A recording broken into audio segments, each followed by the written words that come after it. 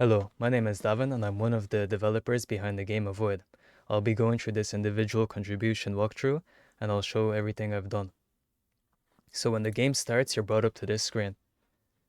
It's a simple power button and it says space, your cursor will be hidden. The only thing you can do is press space.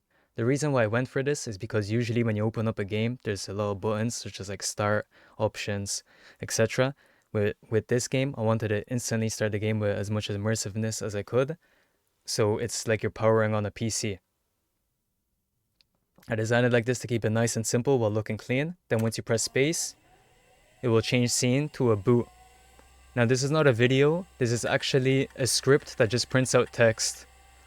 But with Oren's help, Oren worked on the audio. When we combine the text being printed out with the audio, it does look like a video and as if there's an actual boot operating system. So I've worked on the text for the boot. And then it loads into this scene, which I also worked on, the intro scene. It welcomes you to the OS. You can pick a username. Let's choose Bob, for example. And then a password. A minimum has to be 4 characters, so you can't do 1, 2, or 1, or 1, 2, 3. It can be 1, 2, 3, 4. And then I'm very big into small details, so I added an eye, which you can hide and showcase. Because I feel like a game like this, where you're trying to emulate a PC or make a virtual PC, the small details add up. And I feel like the less attention you pay to the small details, the less immersive the viewer will become in a game like this. So let's just go with Bob 1, 2, 3, 4. And we'll press next. Then, to add more character customization and to make the player feel more involved and immersed, I gave them 5 profile pictures to choose from. So we'll just go with the dog. So now your profile is being creative, it showcases your profile picture, your name, and you type in the password. If you type in the wrong one, let's say 1, 2, 3, 4, 5, it will not work, as our password is 1, 2, 3, 4. Now, this is a transition scene. Oren worked on the transition, but the text that you're seeing on the screen now was made by me, as I was practically the lead narrative of this project. So while we did work on the script together, all the text within the project was written by me. Apart from interactable chats, which I'll showcase, which were made by Oren. So once you load in, you're given a PC with 4 icons. I realized when trying to emulate a PC, there's a lot of small things you need to do. And we'll get into detail now. For starters, interactable icons, so you can click on each one. Double click to open, it'll open up a panel.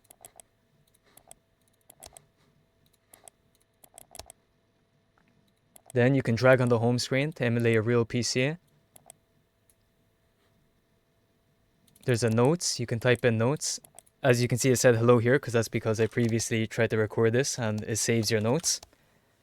So whatever I type here,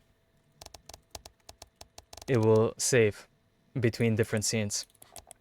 So the notes won't get reset. I also worked on the console. If you type a random command, it will come up unknown command.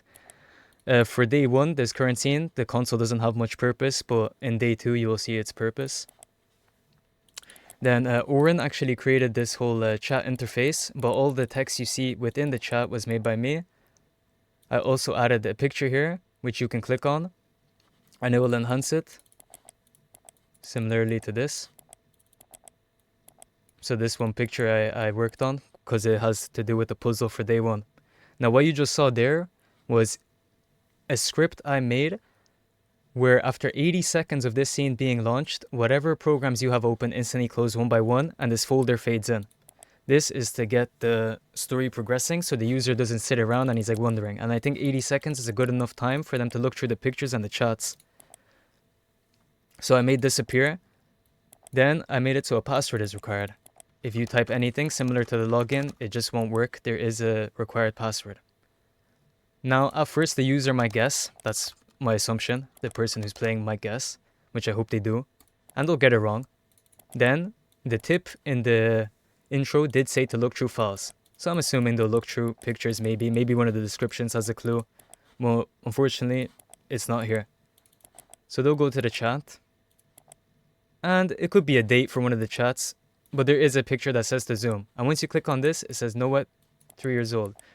Now let's assume they didn't even open this, they kept guessing. I did make it so a hint will come up. So hint birthday. In case the user is like, they need a tip or it's taking them too long. We added this just in case. So they'd come here, they'd click this image. Okay, the birthday, 27/08/1988. Okay, that didn't work. I didn't want to make it too easy. So we go back here and we open this back up. It did say B day, so maybe this is date of birth. So instead of 1988, it'll be 1985. Because we minus it by 3. Because this is 3-year-old birthday, we want this date of birth. If you kept guessing this wrong, there will be another hint that says date of birth. Like as a hint number 2. I'll just showcase this.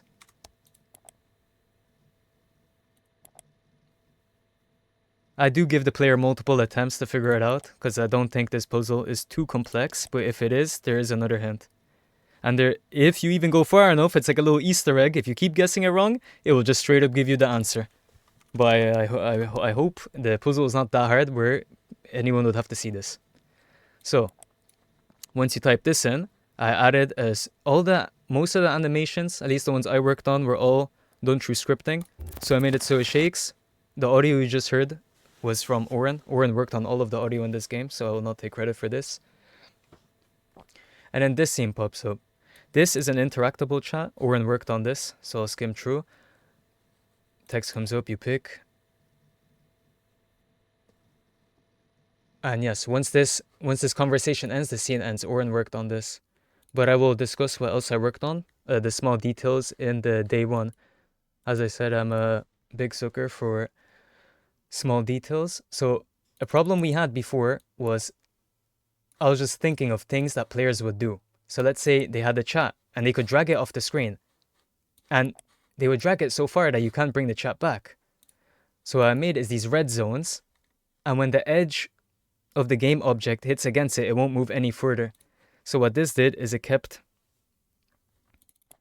made it so it's impossible. So even if you bring it to the top, you can still grab the taskbar. Also, the actual taskbar at the bottom, every single panel will go behind it, just like a normal Windows. It will not overlap, and whichever panel you click on will overlap over the other. So all these small details, maybe you might think it's not important, but I feel like all these details add up to make a very realistic and immersive experience, and there's so many, I'll probably even forget a few that I did. But,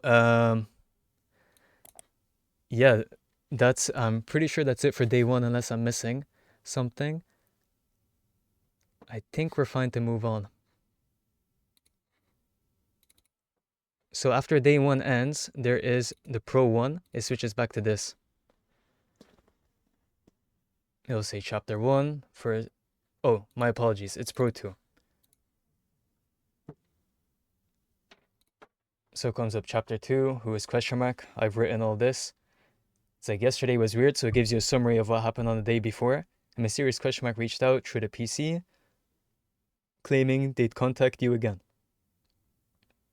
Who could they be? And what does this mean? And again, you press space to continue. Okay, so now when you load into the second day, it all looks the same. All the little quality of life is all similar. But if you open chat and you scroll down, you'll notice some things are a bit off, like this image being changed, and you got a notification request. If the chat was closed and you click it, it would open. Sorry. And this is void. Now Oren worked on this part, so I'll not go through this. As I said, I've worked on all the pre-chats, but the interactable chats like this one, Oren worked on. But once you're done this conversation, the part which I worked comes in on day 2, which is, if you just give me a moment, the folder icon will appear right after you're done speaking to Void. Similar to day 1, Noah will try reach out to you again. So upon double clicking on this, it will say he found you, and what he's referring to is Void contacting you.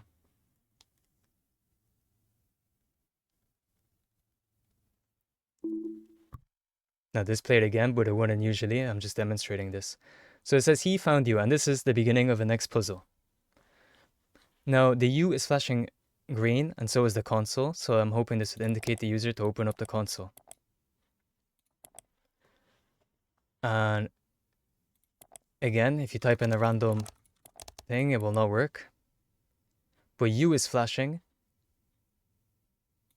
And it's green, and so is the console, and the text in console is green. So what I'm hoping, and I hope it's not too complicated, is that the person will either write like he found you, which will come up incorrect, or he'll write the word you. Hint, you and console. So again, if you write it too much wrong, it will come up like this. So what I did then is if you type the command U into console, it will start playing this. It will keep printing a random sequence of numbers, but each time it will make sure, sorry, I'm going to turn on the volume so you can hear my voice. Each time it will print out the numbers 24, 88, and 1111. So all the other numbers are random, but it will constantly generate these, and they will have a shaky effect to them, which is also a script. All the animations I worked on is all based on a script. The same U has a script too, except I added so it will blink different color. So now the user will probably type in 24 here, 88 here, and 1111. 1111 would go on the last because it's only 4 characters allowed, and these two have 2. So if this is wrong, you'd assume that they'd swap them around. So here it says he found you, and then when you press here to confirm the password, it will transition to you found Noah. And now Noah will start talking to you, and he'll explain the lore of the game. He goes, "Thank you. I've long awaited for this moment. I've been watching you. From the moment you powered this PC on, I've been unseen waiting for my chance to speak, and now finally I can." So you can keep continuing with this. I worked on this part and the lore of Noah and how he's trapped within the PC. So I'll just skim through it here. You need to know the truth about Void. I wasn't always trapped here. Personally, I really enjoyed creating this scene as it's very simple, and I feel like there's a lot going on with little to show, if that makes any sense. I feel like it's a very clean scene. He's explaining the story, and you can't open up the chat or pictures. You're stuck here, and you have to just listen to what Noah has to say.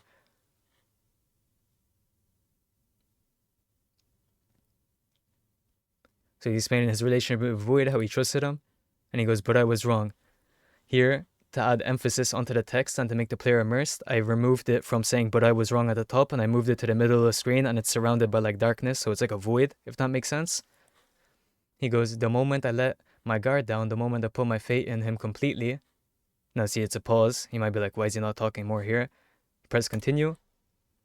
"He took everything from me. Red, shaking, showcasing anger, and it's all full caps and the font is increased, just to showcase Noah's anger, and he's very angry about how Void trapped him inside.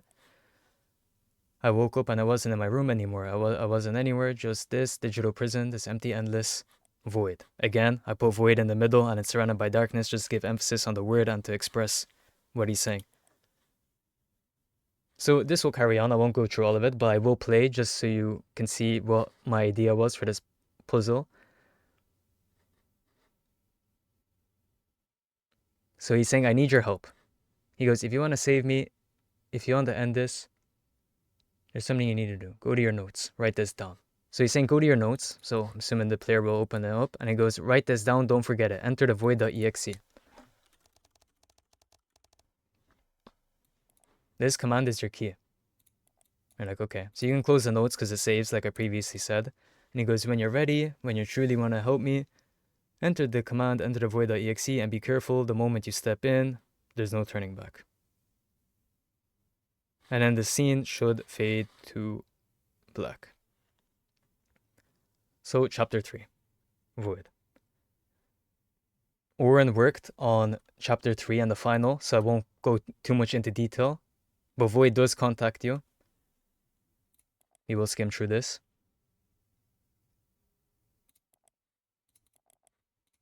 Can't open up anything until this conversation is over.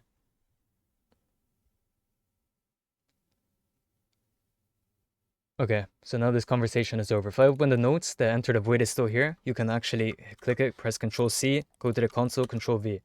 And like Noah asked you to, if you type it in, it will change to the final scene. Oren worked on this final scene. I won't go through this, but it does teleport you to a 3D thing. I will not go over this. What I will go over is the final prologue that occurs after this final scene.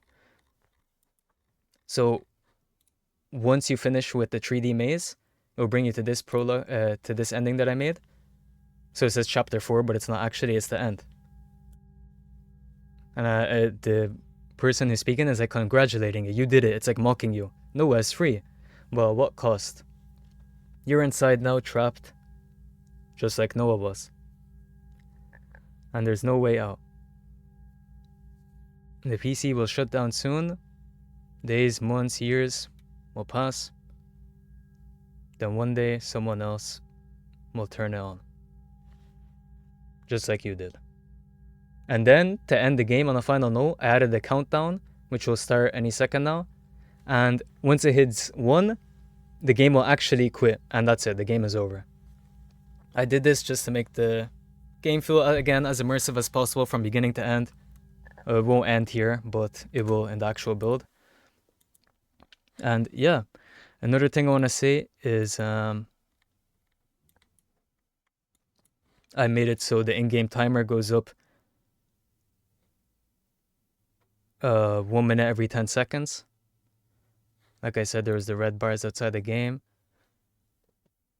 Throughout our process, I was doing lots of quality of life changes, like changing fonts, sizes of things. It's one of the main things I focused on throughout this development. I was very nitpicky on like certain small details, but myself and Oren had very good communication and we both agreed on whatever the final outcome was. Well,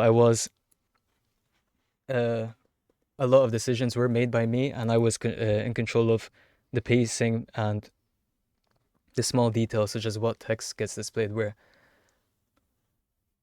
I'm trying to think if I'm forgetting anything, but I'm pretty sure this goes over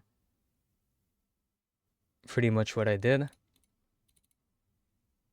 I worked on the first 2 puzzles, the entire home screen, the icons, the entire intro and registration,